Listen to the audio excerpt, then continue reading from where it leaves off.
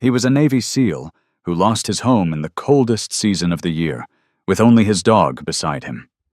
The world he knew was taken by paper and silence, but something in the snow was waiting for him. His dog didn't hesitate. It led him into the forest, as if it already knew where survival lived. What they found wasn't just shelter, it was something buried, forgotten, and powerful enough to save lives. As the storm closed in, strangers began to arrive, and one small house became their last hope. But the real question is, was it luck, or something greater guiding them all along? Before we begin, tell us where you're watching from, like and subscribe to support us, help us reach 1,000 followers, so we can share more meaningful stories. Now let's begin. Morning arrived with the kind of light that made everything look honest. Too honest. It slid across the frost-covered roofs of Morrow Ridge, turning each cabin into something delicate, almost sacred, until you looked closer and saw the cracks, the sagging beams, the smoke that rose thinner than it should have. Winter hadn't fully arrived yet, but it was already rehearsing. Gideon Thorne stood in the yard of what used to be his home. He didn't move. He rarely did when something mattered. At 35, he carried himself like a man who had long ago learned that movement wasted energy unless it had purpose.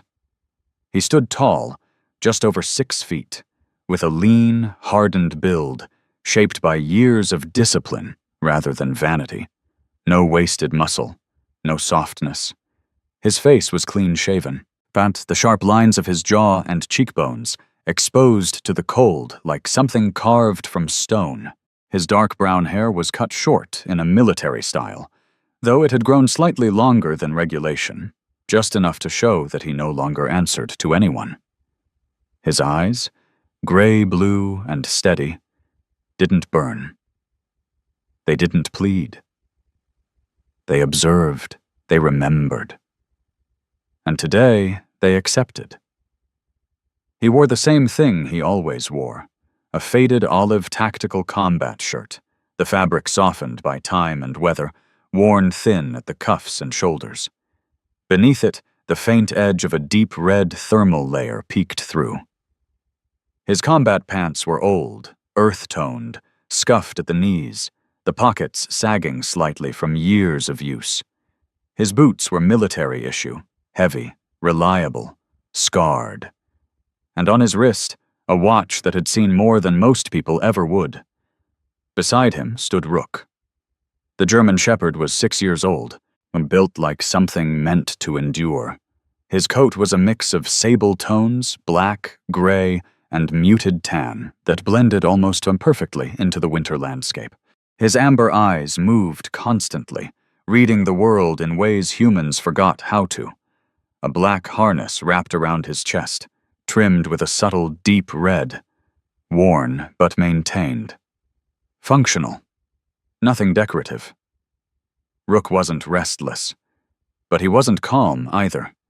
His ears twitched, his weight shifted, and his gaze kept drifting, not toward the house, but beyond it, toward the trees, toward something unseen. "You don't like it either," Gideon murmured, voice low, more breath than sound. Rook didn't answer. He didn't need to. Across the yard, 3 men stood near the porch. The first was Calder Wren. 50, maybe older, the kind of man who aged not by years, but by decisions. His posture was precise, his coat dark and clean despite the frost, his gloves unmarked.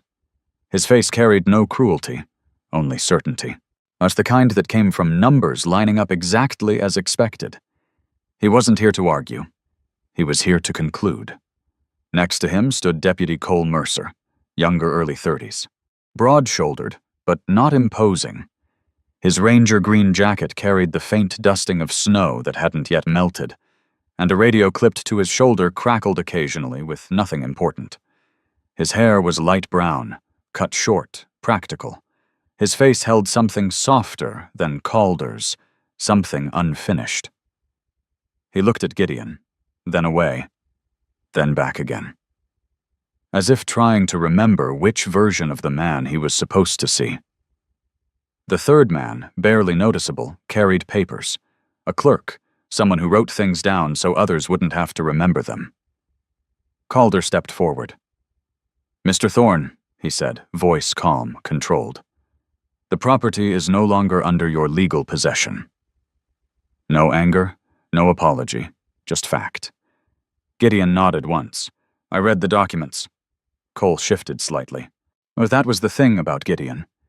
He didn't raise his voice, didn't protest, didn't give people the fight they expected. And somehow, that made it worse. "There were notices," Calder continued. "Multiple. You were not present to respond." "I was working." It was the only explanation Gideon offered. Not where, not why. Just enough to confirm that yes, he had been somewhere else when his life was being dismantled. Calder didn't care.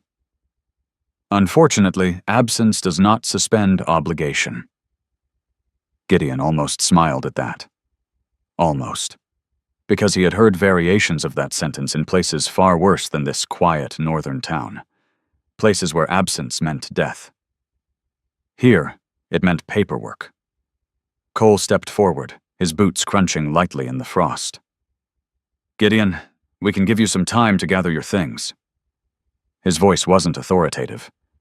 It was human. Gideon looked at him properly now. Cole Mercer had the look of a man who still believed there were lines that shouldn't be crossed. But he wore a badge that required him to stand on one side of those lines, regardless of how he felt about them. Gideon respected that. Didn't forgive it, but respected it. "I'm already done," Gideon said. And he was. There wasn't much left to take. A few tools, a bag. The rest had already been reduced to things that didn't matter. Rook moved then, not toward the men, not toward the house. He turned, slowly, toward the north edge of the property, toward the trees. And then he froze. Rook lowered his head, ears forward, body rigid in a way Gideon had only seen in two situations. When the dog had found something dangerous, or when it had found something important. Not prey, not threat, something else. Rook stepped forward once, then twice, then stopped again, staring into the thin line of forest where frost clung to the branches like glass. There was nothing there. No movement. No sound. And yet, the dog let out a low, almost inaudible growl, not aggressive, not fearful, calling. Gideon felt something shift in his chest. Small, quiet, but undeniable. The same feeling he used to get before things went wrong. Or right. "Rook," he said softly. The dog didn't look back. He was already gone in his mind, already somewhere Gideon couldn't see yet. And for a moment, Gideon considered ignoring it. Just this once, just this one time, he thought, I could not follow. But he knew himself too well, and Rook even better. "Mr. Thorne," Calder said, breaking the moment. "We'll be securing the property by noon." Gideon nodded again. It didn't matter. That place had already let him go. Or maybe it never truly belonged to him in the first place. He turned, walking toward the old pickup parked near the road. Each step was deliberate, measured. The kind of walking that came from years of moving through terrain where the ground could betray you if you rushed. Rook didn't follow immediately. He stayed at the edge of the yard, staring into the trees. Then, finally, he turned and trotted after Gideon. But his head kept glancing back, as if memorizing something, as if marking a direction. Gideon loaded what little he had into the truck. Didn't look back at the house. Didn't say goodbye. He had learned a long time ago. Goodbyes only mattered when something was truly yours. Cole stepped closer. "You got somewhere to go?" Gideon paused. Thought about it, then shook his head. Cole exhaled slowly. "If it gets bad, you can check in at the station. just for a night. It wasn't protocol. It wasn't official. It was a man trying to bend a rule without breaking it. Gideon gave a small nod. Appreciate it. He didn't say he'd go, because he probably wouldn't. He climbed into the truck. Rook jumped in after him, settling into the passenger side but not lying down, not relaxing, watching, always watching. The engine turned over with a rough sound, like it too had something to prove. Gideon drove, out of the yard, past the men, past the house, and toward the edge of town. The road stretched ahead, thin, pale, disappearing into trees dusted with frost. The sky above was bright, clear, beautiful in the way that meant danger was coming. Gideon drove until the houses thinned, until the road stopped pretending to belong to anyone. Then he pulled over. The engine idled. Silence filled the cab. Rook shifted, turned his head, looked not forward, not at the road, but back, toward the north, toward the trees. And this time, he didn't hesitate. He stood, let out a sharp bark, then leapt out of the truck before Gideon could stop him. Rook! Too late. The dog was already moving. Not running wildly, running with direction, with purpose. Gideon sat there for a second. Just one. His hands rested on the wheel. His breath visible in the cold air. He could stay. Wait. Find something easier, safer, predictable. Or he could do what he had always done, follow. Gideon stepped out of the truck. Cold air hit him hard, sharp against his face, but he barely noticed. Rook was already at the edge of the tree line, standing still now, looking back just long enough to make sure Gideon was coming. Not asking, expecting. Gideon exhaled. A faint cloud of breath drifted upward and disappeared. Yeah, he muttered. Then he walked forward, into the trees. The forest did not welcome. It watched. Branches held their frost like breath held too long, and the ground beneath Gideon's boots shifted between brittle ice and soft, deceptive patches of earth that had not yet surrendered to the cold. Every step carried a sound crunch, crack, or dull thud, and each sound echoed farther than it should have, swallowed and returned by the tall, silent pines. Gideon moved with purpose. Not quickly. Never quickly in unfamiliar terrain. His posture adjusted instinctively, weight forward, eyes scanning not just ahead, but low, high, peripheral. Old habits, not memories. They lived in the body now, not the mind. Ahead, Rook moved like a shadow that knew where it was going. Not zigzagging, not chasing scent in chaos. A straight line. That was what unsettled Gideon the most. Rook, he called once, not loud. The dog flicked an ear, but didn't slow. Gideon exhaled through his nose. A faint cloud drifted away, lost to the cold. Of course you don't listen now. Still, he followed. Because there had been moments rare, sharp moments when ignoring that instinct had cost something too large to measure. And he wasn't interested in repeating that lesson. The trees thinned without warning. One moment, the forest pressed close. The next, it opened like a curtain pulled aside. And there it was. The house. It did not stand. It endured. A single-story cabin of old timber, long and low, built more for survival than pride. Its wood had aged into a muted gray-brown, each plank etched with the quiet violence of wind and years. Snow rested unevenly across the roof, catching in shallow dips where the structure had begun to sag, but not collapse. The chimney stone, hand-laid, rose from the center like a spine that refused to bend. Smoke lifted from it, thin, but real. Gideon slowed. Not because he was afraid, because something about the place demanded it. The yard was small, uneven, edged by a broken fence that leaned more out of memory than strength. A stack of firewood sat near the porch, organized, but not abundant. Enough for days, not weeks.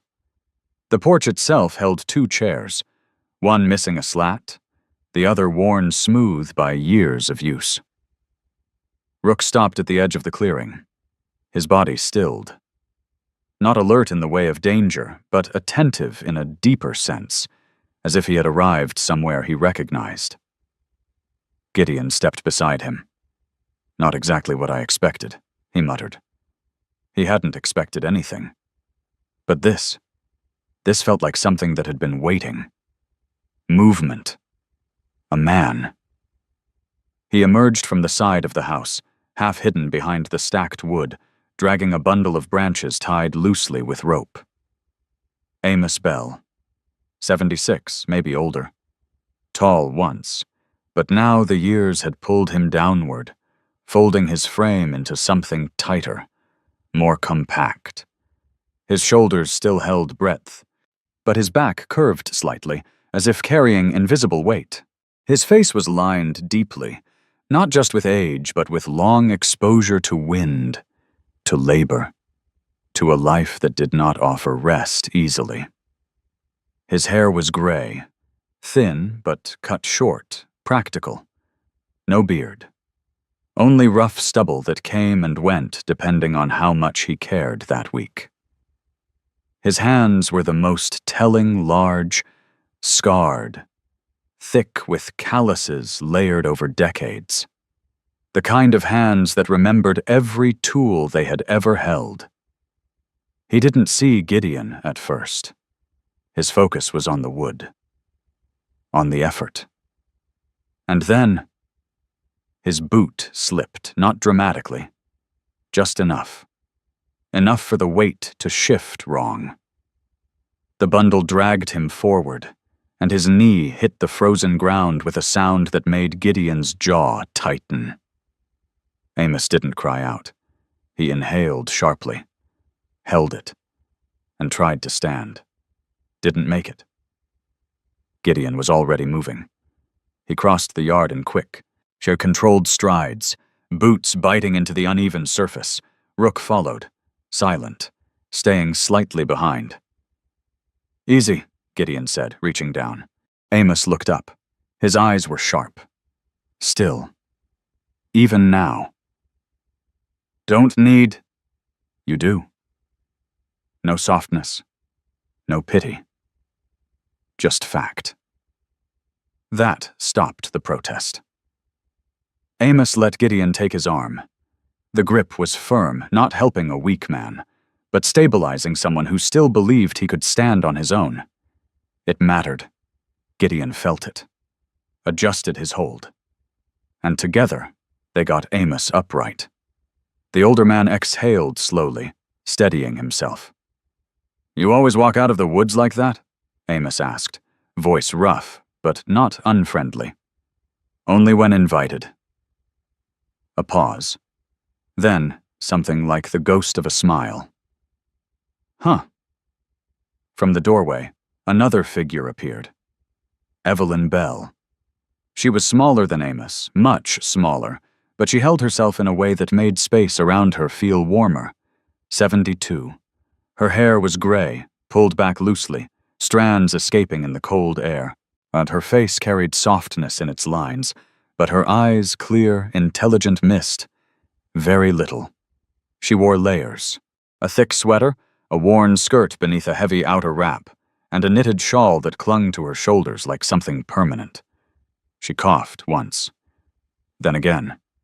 Not violently, but enough to show it had been there for a long time. "Amos," she said, stepping down carefully.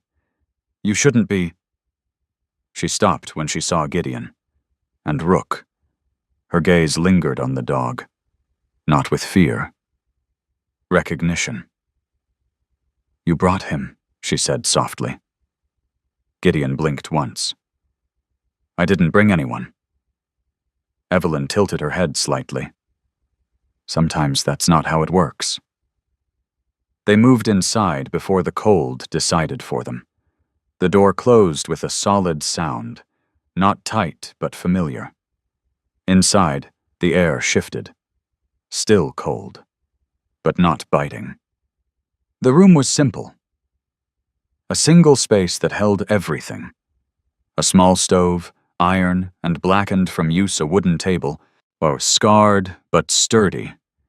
2 chairs that didn't match shelves with books, jars, and things kept. Because they might matter later. The floor creaked under Gideon's weight. He noticed it immediately. Not the sound. The feel. Different. Uneven. Rook moved ahead, circling once, then settling near the far side of the room, closer to the wall than the stove. Gideon noticed that too. Of course he did. They worked without speaking much. Gideon restacked the wood, adjusted the door latch, pressed cloth into the worst gaps in the window frame. Amos protested twice. Stopped the 3rd time. Evelyn moved slowly but efficiently, setting a kettle, checking the stove, her movements practiced and precise. Time passed. The kind that didn't announce itself. Then, Rook stood. Not suddenly. Deliberately. He walked to the center of the room, lowered his head, and pressed his ear against the floor. He stayed there. Still. Listening. Not to the room, not to the people. Something beneath. A faint vibration, maybe. A shift in air. Or something too subtle for human senses. But not for him. Rook lifted his head, turned slightly, and moved 2 steps to the left. Pressed down again. Then looked at Gideon. Not asking. Telling. Gideon's chest tightened, not from fear. From recognition. He had seen this before. Different place, different mission, same signal. There's something here. What's he doing? Amos asked, watching. Gideon didn't answer immediately. He stepped closer, kneeled, pressed his own palm to the floor. Cold, but not uniform. A faint difference. Small, but real. He moved his hand a few inches. Colder. Back again. Less cold. Gideon frowned. That spot, he said quietly. Evelyn's eyes sharpened. She walked closer, slower this time, her breathing measured.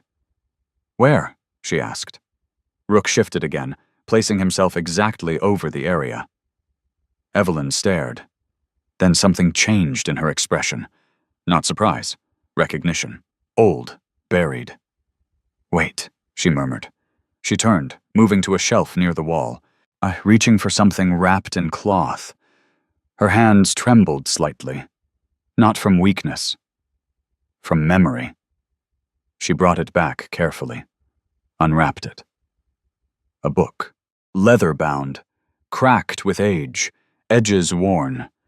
She held it like something that had once mattered enough to protect. Fathers, she said, her voice softer now. Different. He used to say... She paused, looking at the floor, at Rook, at Gideon. He used to say this house could keep people alive. Amos scoffed lightly. Eve, she didn't look at him. He said it knew how to breathe. Silence. Not empty. Full. Gideon looked down at the floor again. Then at the dog. Then at the book. Something aligned. Not fully, not yet. But enough. What did he mean? Gideon asked. Evelyn met his eyes, and for the first time since he'd arrived, she looked afraid. I don't remember. The house did not sleep. It held. That was the first thing Gideon understood when morning came, not in light, but in temperature. The cold outside had sharpened overnight, cutting through the forest like a blade drawn slowly across bone. Frost clung thicker to the window edges, turning the glass into something blurred and uncertain. But inside, the air was still. Not warm, but not as cold as it should have been. Gideon opened his eyes before the light fully arrived. He did not stretch. He did not linger. Years of training had stripped away those habits. When he woke completely. Rook was already up. The German shepherd stood near the far side of the room, the same place he had settled the night before. His ears were alert, his head slightly tilted, listening not to anything above, but beneath, and his sable coat caught the faint gray of early morning, blending him into the half-light like something carved from the forest itself. "Yeah," Gideon muttered, voice low. "I feel it too." He swung his legs off the narrow sleeping space they had cleared for him and set his boots on the floor. Cold. But not uniform, again. That same inconsistency. Like stepping on a body where parts still carried warmth and others had already gone stiff. He stood slowly, pressing his weight through the boards, mapping the difference without needing to look down. There, near the center. Less cold. Near the wall. Sharper. Wrong. Gideon exhaled and ran a hand across his face, pushing away sleep that hadn't truly come. Across the room, Amos was already awake. Of course he was. The old man sat at the table, hunched slightly forward, a mug in his hands, though the liquid inside had long since stopped steaming. His eyes weren't on Gideon. They were on the floor, on the same place. "You feel it," Amos said. Not a question. Gideon nodded once. Amos grunted softly. "Used to be better." That was new. Gideon turned toward him. "Used to be?" Amos shifted in his seat, the movement careful, controlled. Pain sat somewhere in his body. Gideon could see it in the way the man guarded certain motions without thinking about it.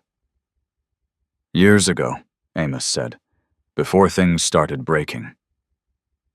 Evelyn moved then. She came from the back corner of the room, wrapped tighter in her shawl than the night before. Her face was pale, but her eyes were clear, more awake than her body had any right to be. "You remember?" she asked Amos quietly. He hesitated. That hesitation told Gideon everything. "I remember enough," Amos said. Evelyn didn't argue. She rarely did. Gideon was beginning to understand. Instead, she set the leather-bound book on the table between them. The same one. But this time it wasn't just an object pulled from memory. It was being used. Gideon stepped closer. Show me." The pages were brittle. Not fragile, just old. The ink had faded in places, but the lines remained. Drawings, not precise in the way modern blueprints tried to be, but confident. The work of someone who understood not just structure, but behavior. Gideon leaned in. He didn't rush. He read it the way he read terrain. Slowly, building a picture from fragments. There were markings beneath the house, not a full basement. Something else. A gap. A layer between. "Air," Gideon murmured. Evelyn looked up. Yes. He traced a finger along one of the drawn channels. This was open once. Amos nodded. Was. What changed? Amos let out a breath through his nose. "People fix things," he said, "then fix them wrong."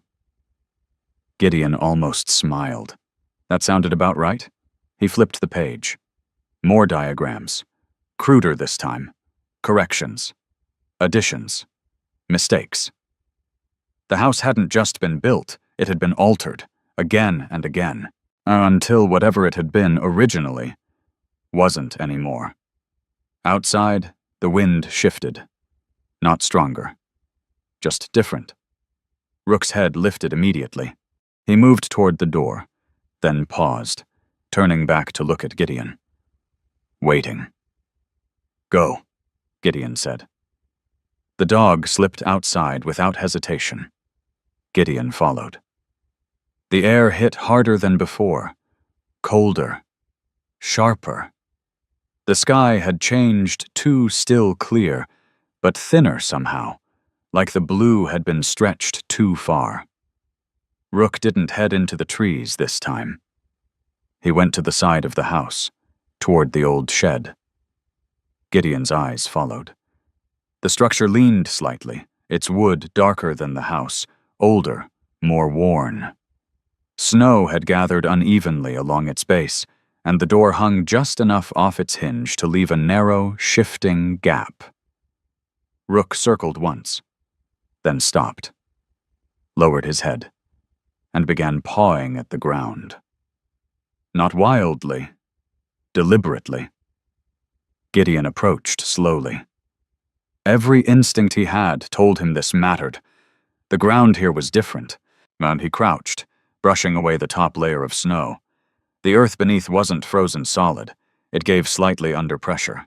That shouldn't have been possible. Not here. Not now. Gideon pressed harder. The surface broke. And beneath it, stone. Flat. Placed. Not natural. Rook froze, mid-motion. His ears snapped forward, body going rigid, not in alertness but in recognition. Then, slowly, he lowered himself, not lying down fully, but pressing his chest close to the ground, as if feeling something through it. Not listening. Feeling. Gideon held still. And for a moment, just a moment, he felt it too. Not heat. Not exactly. A faint movement. Like breath. Not air moving across skin, but something deeper. Slower. Alive. The ground beneath the shed wasn't just different. It was active. Gideon stood slowly. "Amos," he called. The old man took longer to reach them than Gideon would have liked, but he came. Each step was measured, careful, but stubborn. What is it?" Amos asked. Gideon pointed. Amos stared at the exposed stone. For a long moment, he said nothing. Then, "Damn it." Evelyn appeared behind him, slower still, but her gaze was already fixed. "That's it," she whispered. "That's what he built." Gideon looked between them. "Then why isn't it working?" Amos gave a short, humorless laugh. "You ever seen a machine survive 50 years of people who don't understand it?" Gideon nodded. "Too many times." He crouched again, clearing more of the surface. The stone extended outward, forming a narrow channel, half collapsed in places, filled with dirt and debris in others. Blocked. "Air's supposed to move through here," Gideon said. Evelyn nodded. "Through the ground, into the space under the floor. And out somewhere else," Gideon added. "Or it just sits and dies." Amos shifted his weight. "Used to flow," he said. "Back when my legs worked right." That caught Gideon's attention. "You worked on this?" Amos snorted. Tried not to. That was the old man's thing." Evelyn's father. Gideon looked back at the channel. "Then we clear it." Amos shook his head. "Not that simple." Gideon glanced at him. "Nothing is." They started anyway, because there was nothing else to do. Gideon worked with what he had. Hands. A broken tool. Persistence. He cleared dirt, stone, old leaves packed tight from years of neglect. The channel revealed itself slowly, like something waking reluctantly. Rook stayed close, not interfering. Watching. Always watching. By midday they had opened a small section. Not enough. But something. Gideon stepped back. "Let's see." He waited. Nothing happened. The air didn't shift. The house didn't change. The cold remained exactly as it was. Amos crossed his arms. "Told you." Gideon didn't respond. He was already looking at the ground again, at the slope, at the direction of the channel. Something was off. He crouched, tracing the line with his eyes. "Wrong angle," he said. Evelyn blinked. "What?" Gideon stood. "The flow's reversed." Amos frowned. "That doesn't make sense." "It does if someone blocked the exit and opened something else," Gideon replied. He turned toward the house. "Air's coming in wrong." And if air moved wrong, it didn't warm. It drained. Gideon looked at the structure, at the patched walls, the shifted boards, the repairs done over years without understanding. Someone had tried to fix the house, and in doing so, had slowly broken it. The wind picked up slightly. Not a storm, not yet, but enough to whisper through the trees. Gideon straightened. "We're not fixing it today." Amos gave a short nod. "Figured." Evelyn held the book tighter. "But you understand it," she said. "Not hope. Not yet. But something close." Gideon looked at the house, at the shed, at the ground that refused to freeze properly, at the dog who had led him here. "Not all of it," he said. Then, after a pause, "but enough to know it's still there." The road back to town felt shorter. Not because the distance had changed, but because Gideon no longer walked it as a man passing through. He walked it as a man carrying something unfinished. The morning had burned away its softness. What remained was a sharper light, brittle against the frost. Every surface seemed harder, more defined, as if the world itself had tightened. Rook moved beside him, not ahead this time. Close. Deliberate. His ears shifted constantly, catching sounds Gideon couldn't hear yet, but Gideon trusted the pattern. The dog wasn't searching now. He was measuring. Gideon adjusted the strap of the worn canvas bag over his shoulder. Inside were the few things he needed, tools, mostly. Things that could be used to fix or break, depending on the moment. He wasn't sure yet which this day would require. Osmoro Ridge came into view slowly, rising from the tree line like something built more from habit than design. Cabins scattered across uneven ground. Smoke lifting from chimneys, some thick, some weak. Too many weak. Gideon noticed that first. He always noticed the signs that didn't belong. Near the center of town, a small structure sat at the crossroads, a general supply store, wood-sided, modest, but standing straighter than most. The sign above the door read, "Hensley Provisions." Rook paused. Not because of danger, because of scent. Gideon felt it too. The faint mix of oil, wood, dried goods, and something warmer beneath. Human presence. Stability. "Yeah," Gideon muttered. "Let's see what passes for supplies around here." Inside, the air changed. Warmer. Not by much, but enough to relax muscles that had been holding tension without permission. A bell above the door gave a small, tired chime. Behind the counter stood Clara Hensley, late 40s, maybe early 50s, and tall for a woman her age, with a build that suggested she had spent her life lifting things rather than avoiding them. Her hair, once dark, had faded into a streaked mix of brown and gray, pulled back loosely at the nape of her neck. Her skin carried the roughness of cold climates lined not by age alone, but by years of wind and dry air. Her eyes were steady, observant, not unkind, but not easily impressed.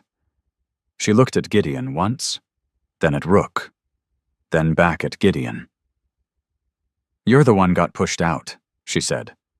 No greeting, no pretense, just fact. Gideon nodded. "Seems to be going around." Clara's mouth twitched, almost a smile. "Not as much as you'd think," she replied.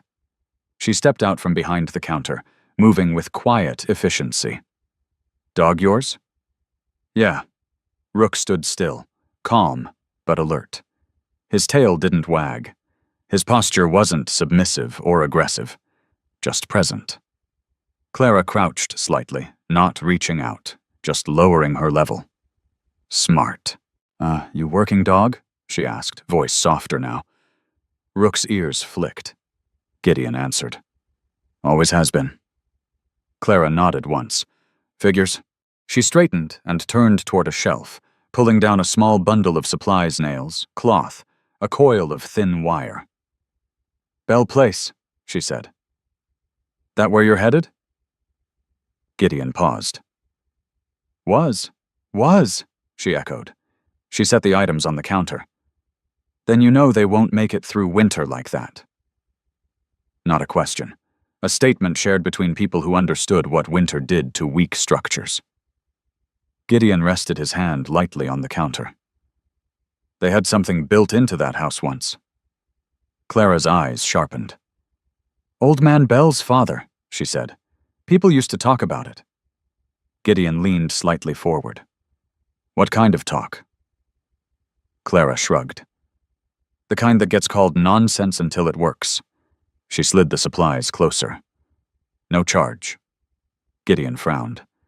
I didn't say you couldn't, she interrupted. I said you don't need to. A beat, then quieter. You're not fixing a house. Her gaze flicked toward the door. You're fixing a mistake. Outside, the wind had shifted again. Not stronger, but colder. Rook stepped out first this time, nose low, scanning.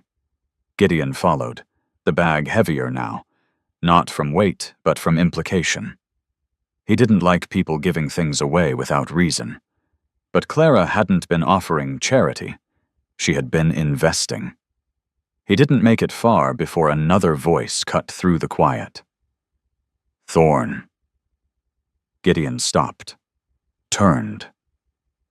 Elias Boone approached from across the road. 45, broad, thick through the shoulders and chest. Not from training, but from years of physical work layered with confidence that bordered on arrogance. His beard was trimmed short but uneven, more habit than style. His coat was heavy, well kept, and newer than most things in this town. His eyes carried something Gideon recognized instantly. Certainty. The dangerous kind. The kind that didn't question itself. I heard you're playing carpenter out at the Bell Place, Boone said, stopping a few feet away. Gideon didn't respond immediately. Let the silence stretch. Boone shifted his weight, impatient. That house is done, Boone continued. Been done for years. You patch it all you want, winter's still gonna take it. Gideon met his gaze. Maybe. Boone scoffed. Maybe, he repeated. You one of those guys who thinks muscle solves everything?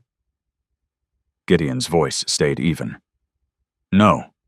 Boone tilted his head slightly. Then what? You think you found something no one else did?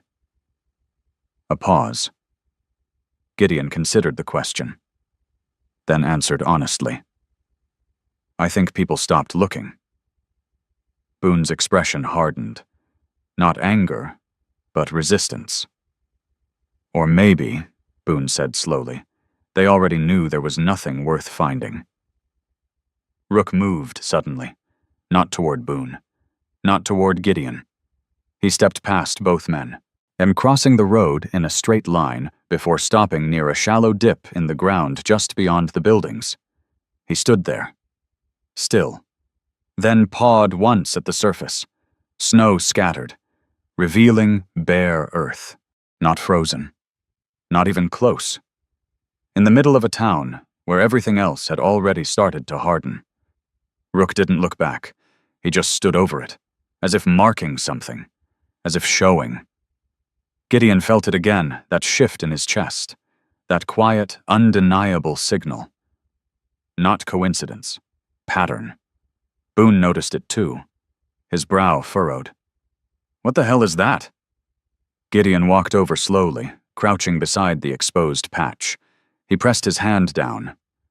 Warm wasn't the word, but it wasn't cold. Not like it should be. He looked up at Boone. "You ever see that before?" Boone hesitated. And that hesitation, that was the first crack. "No," Boone admitted. Gideon stood. "Then maybe there's more going on under this place than you think." Boone didn't answer immediately. He stared at the ground, then at Rook, then back at Gideon. For the first time since the conversation began, he wasn't certain. The moment passed, like all moments did. Boone straightened. "Doesn't change the storm," he said, voice harder now. "When it hits, none of this matters." Gideon nodded. "That's where you're wrong." Boone's jaw tightened. "You don't know this place," he said. Gideon turned slightly, looking back toward the trees. "No," he agreed, then quieter. "But I know what happens when people trust the wrong thing to keep them alive." Boone didn't follow. Couldn't, not yet. Gideon picked up his bag. "See you," he said. Not friendly, not hostile, just inevitable. They walked out of town the same way they had entered, but something had changed. Not in the world, in the way it felt. Rook stayed close again, but his attention kept drifting toward the ground, toward the air, toward things that didn't line up the way they should. Gideon noticed more now, too. Subtle differences. Patches of frost that didn't match. And wind that moved unevenly. Signs. Always signs. By the time the Bell House came back into view, the sky had begun to thin again, the blue stretching into something colder, more fragile. Amos stood outside, leaning on the railing, waiting. He didn't ask questions when Gideon approached. Didn't need to. He could read enough from the man's face. Evelyn opened the door before they reached it, as if she had been listening, not for footsteps, for something else. "You found something," she said. Gideon stepped inside, set the bag down, looked at the floor, at the walls, at the house that was slowly remembering what it used to be. "Yeah," he said. Then, after a pause, "And it's not just here." By the time the sky changed, it was already too late. Not dramatically, not in the way storms announce themselves in stories, with thunder or sudden darkness. This one arrived quietly, like a thought that had been forming long before anyone noticed. The air thinned. That was the first sign. Gideon felt it when he stepped outside before dawn, the cold pressing sharper against his skin, as if it had learned something new overnight. His breath came out slower, heavier, lingering longer before fading. Rook stood beside him, still as carved stone. No restless shifting, no scanning. Just waiting. The trees no longer whispered. They held their silence. And that silence, it wasn't calm, it was pressure. Inside the house, the air felt different too. Not warm, but alive. Gideon crouched near the section of floor they had exposed and adjusted the last piece of wood, fitting it carefully over the newly cleared channel beneath. It wasn't perfect, nothing about this was, but it was enough to allow movement. Air didn't need perfection. It needed direction. Amos stood nearby, leaning against the wall, arms crossed, watching with a mixture of skepticism and reluctant respect. "You really think this'll do anything?" Amos asked. Gideon didn't look up. "It already is."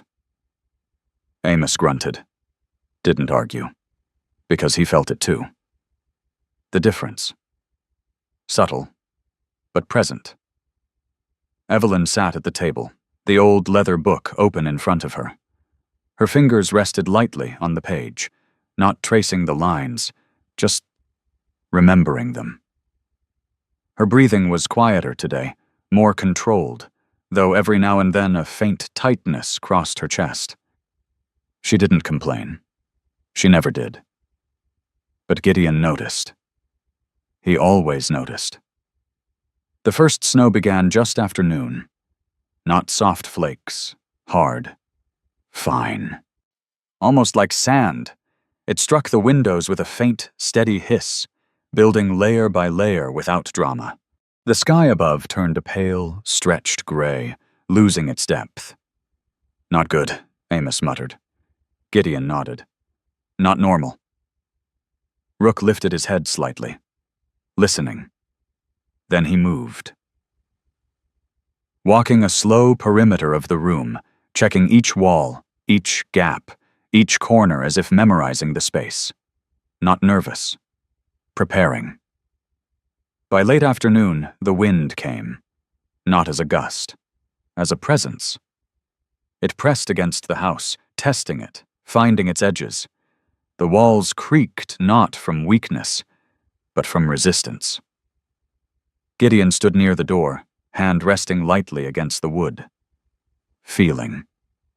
The pressure shifted, different angles, different intensity. The house was being read, just as he had read it. "Fire," Gideon said. Amos moved immediately. The stove came alive, not roaring, not wasteful, but steady. Controlled heat. Enough to feed the system, not fight the storm. Gideon adjusted the venting they had reopened, watching the faint movement of air near the floor. There. Subtle, but moving. Not pooling. Not dying. Flowing. Evelyn closed the book. "You're right," she said softly. Gideon glanced at her. She nodded once.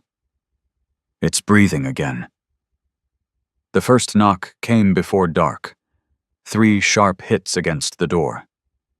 Not frantic, but urgent.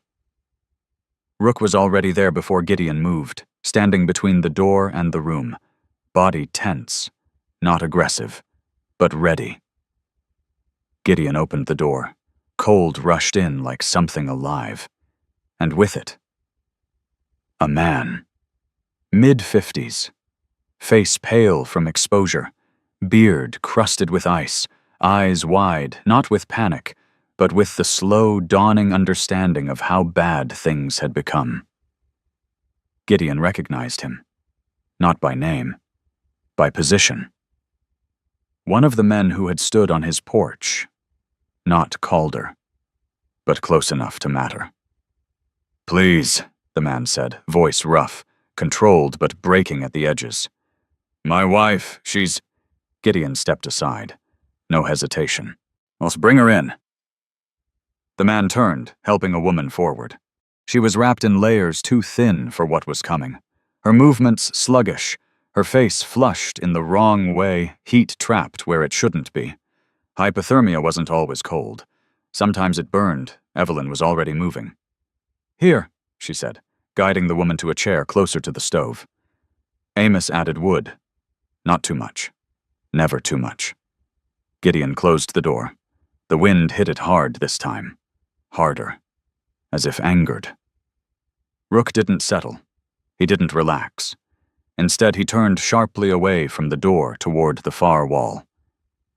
Toward the floor.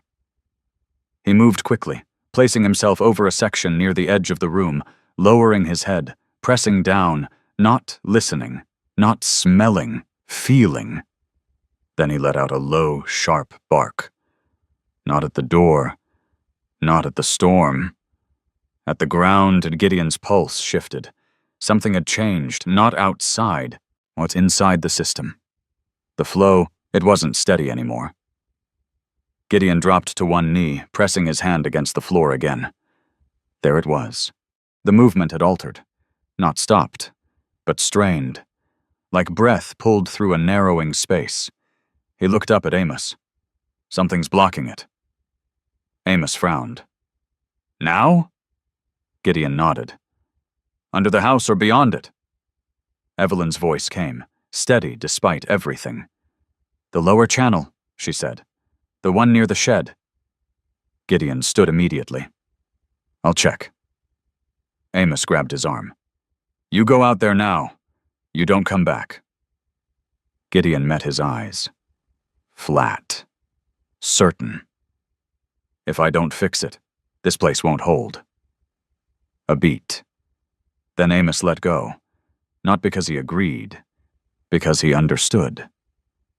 The door opened again. The storm hit harder this time, wind and snow slicing sideways, visibility reduced to almost nothing. Gideon stepped out. The cold bit deeper now, sharper, more aggressive. Rook didn't hesitate. He followed. Of course he did. They moved along the side of the house, bodies angled against the wind. Snow stung exposed skin like fine needles, and the ground had begun to shift underfoot, drifts forming unevenly, hiding what lay beneath. The shed loomed ahead, darker now, almost swallowed by the storm. Gideon reached it first, forced the door open. Inside, the air was different. Not warmer, but contained. Rook moved immediately to the spot they had uncovered earlier, pawing once, twice, then stepping back. Gideon dropped to his knees, clearing snow, dirt, debris that had blown back into the opening. The channel. Clogged again. Faster than it should have been. That meant something, not just neglect, pressure. The storm wasn't just outside, it was pushing into the ground. Gideon worked fast, hands moving without hesitation, clearing, adjusting, reopening the path. Rook stayed close, watching the edges, and alert to anything Gideon couldn't see. Minutes stretched, or maybe seconds. Time lost meaning in the cold. Then, a shift, subtle, but real. The resistance eased, the flow returned. Not strong, but steady. Enough. Gideon exhaled sharply. Good, he muttered. Rook's ears relaxed slightly. Just enough. They made it back to the house without speaking. The door closed behind them with effort. Inside, the air had changed again. Not dramatically, but enough. Evelyn looked up immediately. It's better, she said. Gideon nodded. For now. The man who had arrived earlier sat near the stove, his wife wrapped in blankets, her breathing steadier now. He looked at Gideon with something like disbelief. How did you? Gideon shook his head. Doesn't matter. Because it didn't. Not right now. What mattered was the house still held. The storm deepened. Outside, the world disappeared. Inside, the space shrank, not physically, but in feeling. Every sound mattered, every shift in air, every crack of wood, every breath. Where Gideon didn't sit, didn't rest. He moved slowly through the room, checking each point, each seam, each sign of failure. Rook followed. Not behind, beside. Always beside. Night came without darkness. The storm made sure of that. A constant gray pressed against the windows, erasing the difference between day and night. Time became something measured only by endurance. And then, another knock. Fainter this time. But there. Gideon turned toward the door. Rook was already there. Not barking. Not warning. Just standing. Waiting. Gideon reached for the handle. Paused. Not from fear. From understanding. This wasn't over. Not even close. He opened the door. And the storm breathed in. The storm did not rage. It consumed.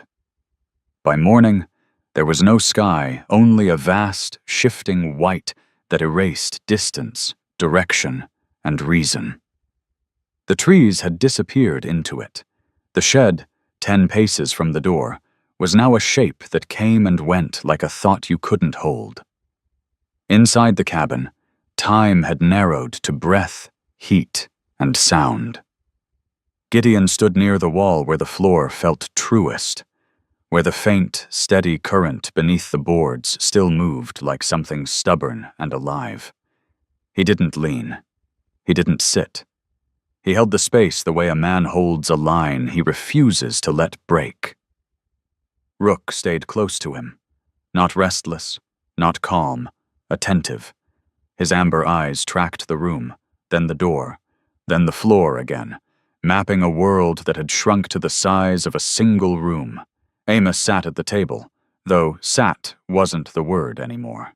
Yet he braced himself there, shoulders hunched, one hand gripping the edge as if the wood could anchor him against the cold, pressing from all sides. His face had lost color, but not clarity. He was still measuring, still calculating. Evelyn moved between people because there were people now. More than before. They had come in waves through the night, each arrival quieter than the last, as if the storm was learning to take voices first. The room had filled not just with bodies, but with the fragile heat of fear, exhaustion, and hope that didn't quite trust itself. Near the stove sat the couple from the night before, the man hunched forward, hands clasped, eyes hollowed by lack of sleep. His wife, wrapped in layers of blankets, breathed slowly, the color in her face returning in uneven patches. Next to them, a new figure, Martha Ellison. 60, thin to the point of fragility, but with a posture that refused to bend completely. Her hair was silver white, braided loosely over one shoulder, with strands escaping in every direction. Her face carried deep lines that spoke not just of age, but of worry practiced over years. Her hands trembled, not from cold alone, from memory. She clutched a small cloth bundle in her lap, fingers tightening and loosening around it like a rhythm she couldn't stop. "Water," Evelyn said gently, pressing a cup into Martha's hands. Martha nodded, lips moving before sound came. "Thank you. Thank you." Her voice was thin but persistent, like someone who had learned that speaking even softly kept you anchored. The room adjusted itself around them, not physically, but in attention. Every new arrival shifted the balance: heat, space, air.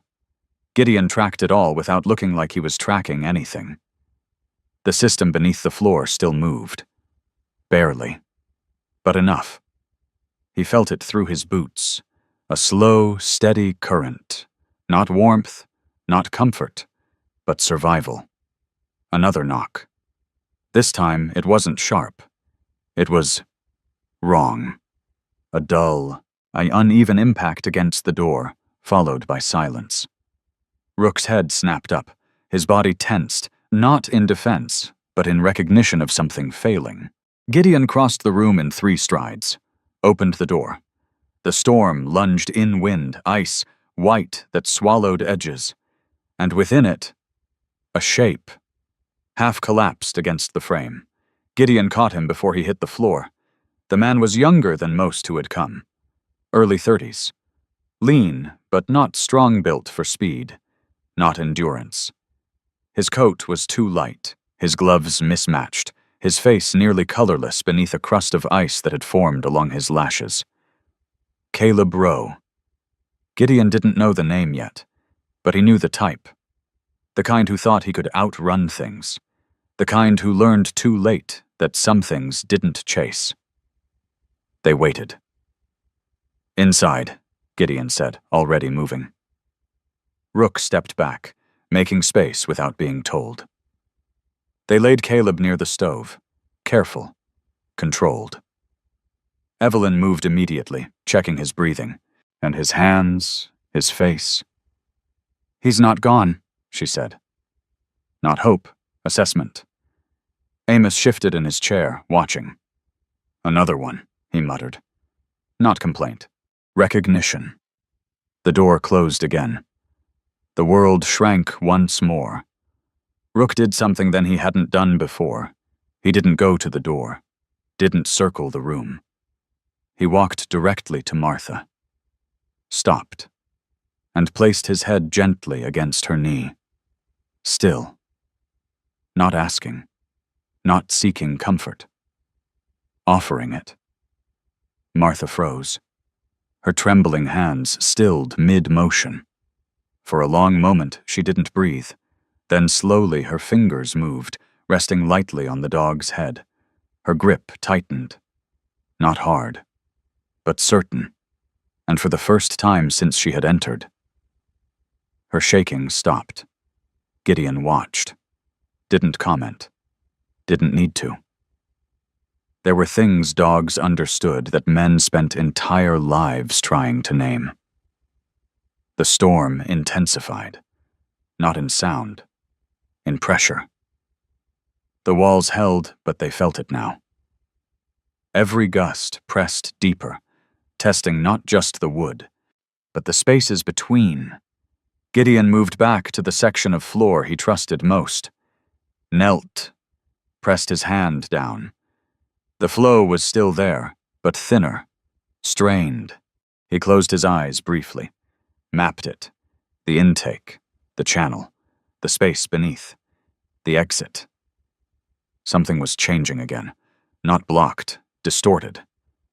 "Amos," Gideon said quietly. The old man looked up. "You feel that?" Amos shifted his boots slightly, then nodded once. "Yeah." Gideon stood. "Air's not moving clean anymore." Evelyn glanced up from where she knelt beside Caleb. "What does that mean?" "It means we're holding," Gideon said. Then, "But not well." Silence. Not fear, understanding. They adjusted, because that's what people did when they wanted to live. Amos fed the stove small amounts, steady, never letting it spike too high. Evelyn shifted people closer, tighter, redistributing space not by comfort, but by need. Gideon opened and closed vents in small increments, watching how the air responded, listening to something no one else could hear. Rook moved between them all, checking, watching, remembering. Hours passed, or minutes. Time had no meaning here, only endurance. Caleb stirred first. A shallow inhale, then another. His eyes opened slowly, unfocused, then sharpened as reality returned in pieces. "Where?" he rasped. "Inside," Gideon said. Caleb blinked, looked around, at the people, at the space, at the impossibility of it. "I thought," he trailed off. Gideon didn't ask what he thought. It didn't matter. He was here. That was enough. Martha spoke again, her voice steadier now. "They said no one would make it," she murmured. Not to anyone in particular. Just into the room. Amos snorted softly. "People say a lot of things." Gideon didn't respond. Because he knew? People said things until reality corrected them, and reality was doing that now. Slowly, relentlessly. The floor creaked, a small sound, but wrong. Gideon turned immediately. Not fear. Focus. He stepped across the room, pressing his weight carefully, testing. There. A section near the wall. Colder. Sharper. He crouched, ran his hand along the seam. The flow had shifted again. Not stopped, but redirected. He exhaled slowly. "This house," he said quietly, more to himself than anyone else, "doesn't like what we've done to it." Evelyn looked up. "It's not the house," she said. "It's what we forgot." Gideon met her gaze. And for a moment, he almost believed that. Outside, the storm continued its quiet destruction. Inside, the house held. Not perfectly, not easily, but it held. Rook returned to Gideon's side. Sat, not laying down, not resting. Just present. Gideon looked down at him, then back at the room, at the people who had come, at the space that was no longer just a house. It was something else now, something that didn't belong to any one person, something that existed because it had to. Another sound at the door. Not a knock this time, more like something brushing against it, or leaning. Gideon moved toward it. Rook stood. Amos didn't speak. Evelyn didn't stop him. Because they all knew this wasn't finished. It wouldn't be finished until the storm decided it was. Gideon reached for the handle, paused for a single breath, then opened it, and the white came with it. The storm did not end. It withdrew, like something that had tested its strength against the living and decided, for now, to loosen its grip. Morning came not with light, but with silence, the kind of silence that follows something enormous.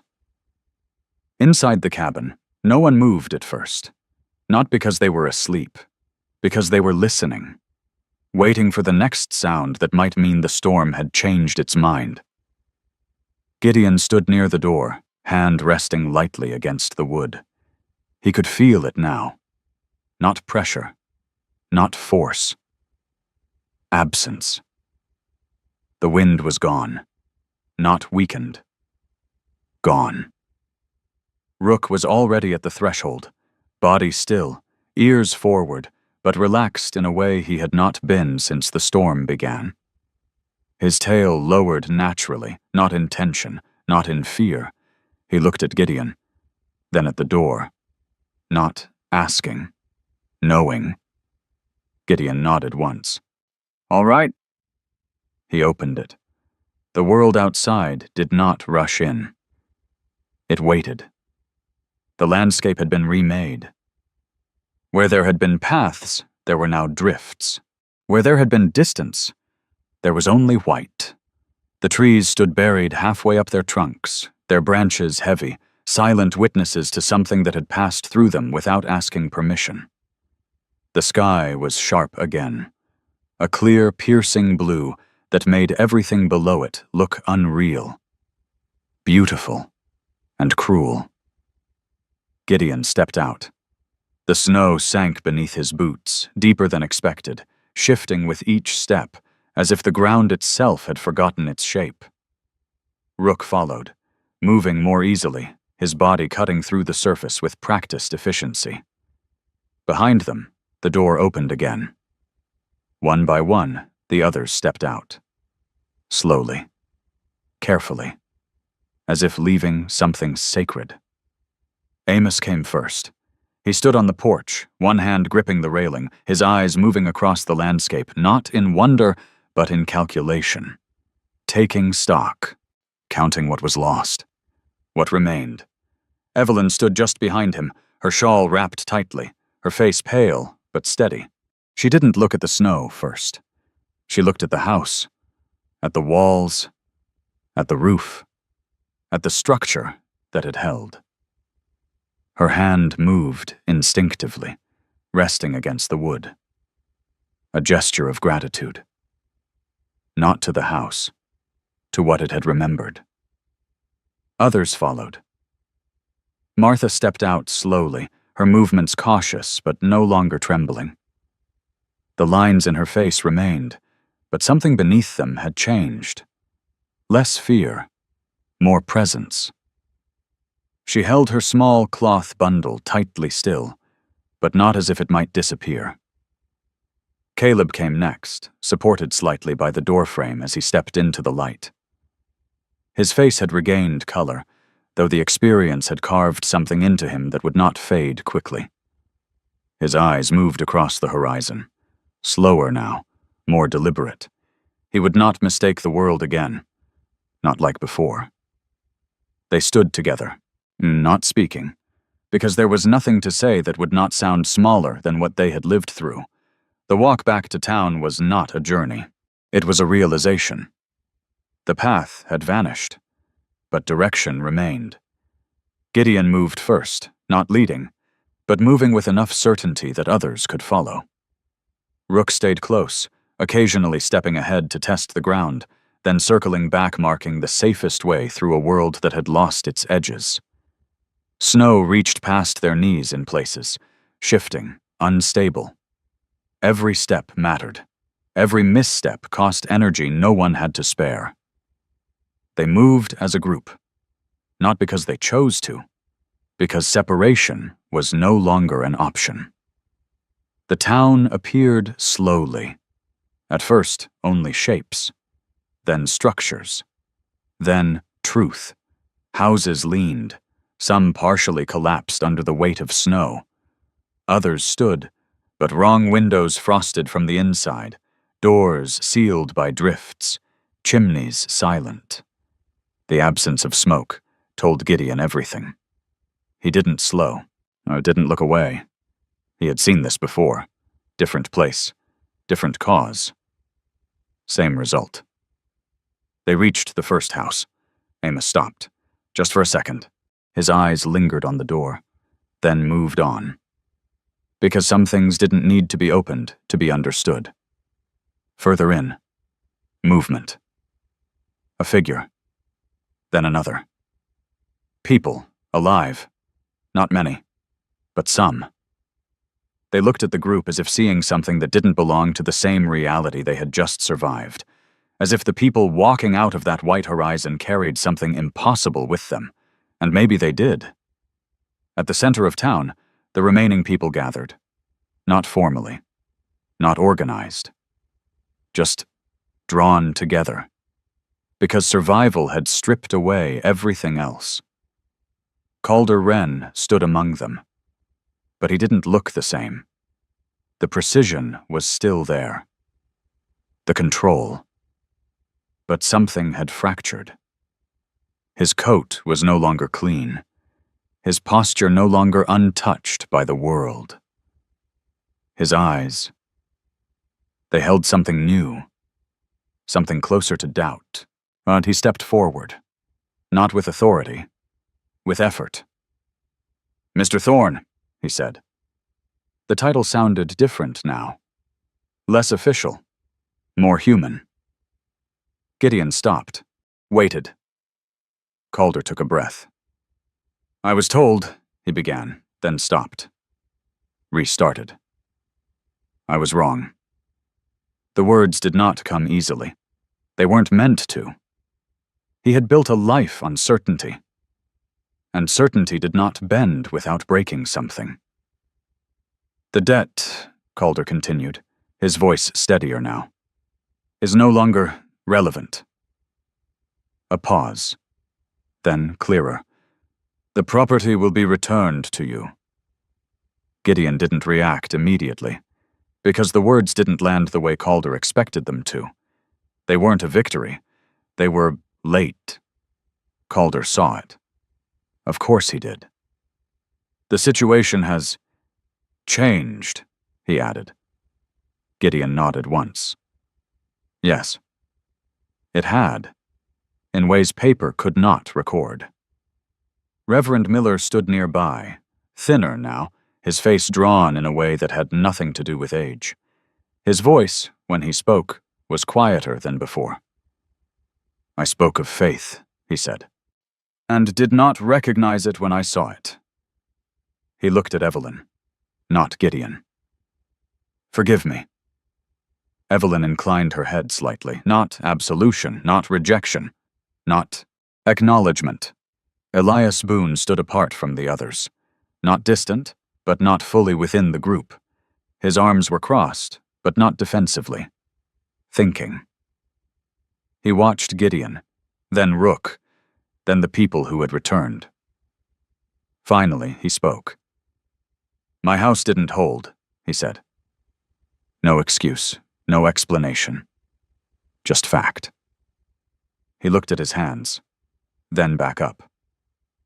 "You going to show me how yours did?" It wasn't a challenge. It was a question asked by a man who had lost the right to assume he already knew the answer. Gideon studied him, saw the shift. Small, but real. Then nodded. "Yeah." Because that was how things changed. Not all at once, but enough. Rook moved then. Not toward Gideon. Not toward the people.